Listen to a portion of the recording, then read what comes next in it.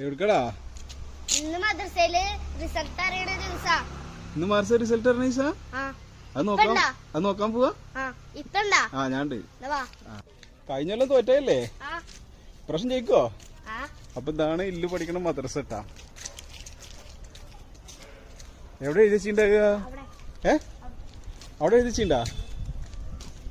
കാണാല്ലോ. എന്താ പേരുണ്ടാ നോക്ക്. ഫസ്റ്റില് എന്റെ പേരാണല്ലോ, ഇൽഹാം ഇക്ബാൽ മുഹീദ്ദീൻ. എല്ലാരും ജയിച്ചില്ലേ? അബ്ദുൾ റഷീദ് അബ്ദുൾ റഷീദാ? ഒന്നാം ക്ലാസ്സിലാ? അബ്ദുൾ റഷീദ് ഇല്ലടാ. അല്ലടാ, അബ്ദുൾ റഷീദ് ഇല്ല. അബ്ദുൾ റഷീദ് ആരാ?